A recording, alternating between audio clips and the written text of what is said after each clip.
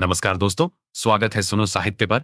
पिछले अध्याय में हमने देखा होरी अपनी पत्नी धनिया से बात करके मालिक के पास जाने निकला था। धनिया दरवाजे पर खड़ी उसे देखती रह गई थी, मन में एक अजीब डर लिए। आज अध्याय 2। सेमरी और बेलारी दोनों अवध के गांव हैं। होरी बेलारी में रहता है और राय साहब अमरपाल सिंह सेमरी में। दो गांवों के बीच बस 5 मील का फासला है। पिछले सत्याग्रह आंदोलन में राय साहब ने बड़ा नाम कमाया था, काउंसिल की मेंबरी छोड़ी थी, जेल गए थे। तब से उनके इलाके के किसानों में उनके प्रति एक अजीब श्रद्धा थी। यह अलग बात है कि उनके इलाके में किसानों के साथ कोई खास रियायत नहीं थी। लगान उतना ही था, बेगार उतनी ही थी, लेकिन इसकी बदनामी मुख्तारों पर जाती थी। राय साहब का नाम साफ रहता था। किसान सोचते थे राय साहब तो अच्छे हैं, मुख्तार ही बुरे हैं, और बस इतने से उनका यश बढ़ गया था। वो हंसकर बोल लेते थे, किसानों से यही क्या कम था। होरी जब राय साहब के दरवाजे पर पहुंचा तो वहां पहले से कई किसान बैठे थे। सब अपनी अपनी समस्याएं लेकर आए थे। कोई लगान माफ करवाने आया था, कोई कर्ज की मोहलत मांगने। होरी भी चुपचाप बैठ गया, हाथ बांधे, सिर झुकाए। थोड़ी देर बाद राय साहब बाहर आए। सफेद कुर्ता, धोती, माथे पर तिलक, चेहरे पर एक सौम्य मुस्कान जो उन्होंने बरसों की मेहनत से बनाई थी। उन्होंने नजर घुमाई, सबको देखा, फिर होरी पर नजर टिकी। होरी, कब आए? सब ठीक है ना?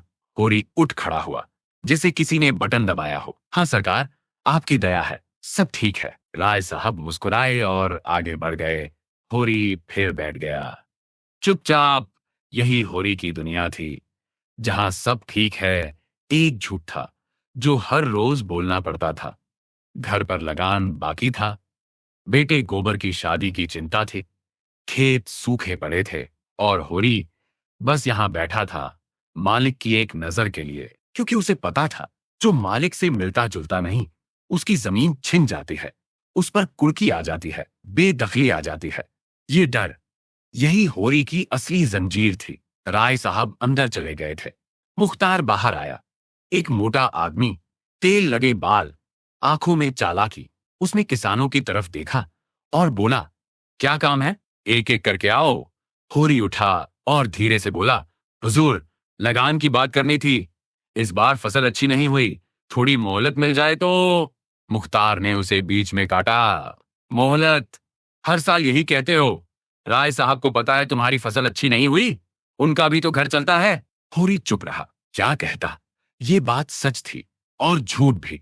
वो वापस मुड़ा, धीरे धीरे गांव की तरफ चलने लगा। रास्ते में एक पुराना पीपल का पेड़ था।